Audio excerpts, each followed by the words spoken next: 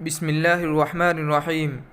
سلیمان بن عبد الملک نے جو بنی امیہ کا بادشاہ تھا، ایک مرتبہ شیخ الحدیث ابو حازم رحمۃ اللہ علیہ سے دریافت کیا کہ اس کی کیا وجہ ہے کہ ہم لوگ دنیا کو پسند اور آخرت کو ناپسند کرتے ہیں۔ آپ نے برجستہ جواب دیا کہ تم لوگوں نے دنیا کو آباد کیا اور آخرت کو برباد کیا، اس لیے تم لوگ آبادی سے ویرانی کی طرف جانے سے گھبراتے ہو۔ پھر سلیمان نے پوچھا کہ کاش ہم کو معلوم ہو جاتا کہ آخرت میں ہمارا کیا حال ہوگا۔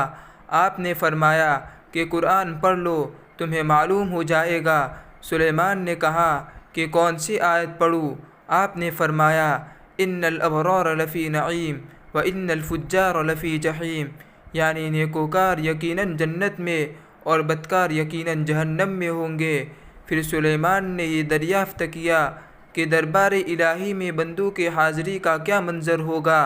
آپ نے جواب دیا کہ نیکوکار کا تو یہ حال ہوگا کہ جیسے برسوں کا بچھڑا ہوا مسافر خوشی خوشی اپنے اہل و عیال میں آتا ہے، اور بدکاروں کا یہ حال ہوگا کہ جیسے بھاگا ہوا غلام گرفتار کر کے آقا کے سامنے پیش کیا جاتا ہے۔ شیخ ابو حازم رحمۃ اللہ علیہ کی یہ حق گوئی تاثیر کا تیر بن کر سلیمان کے قلب میں پیوست ہو گئی، اور وہ چیخ مار کر رونے لگا۔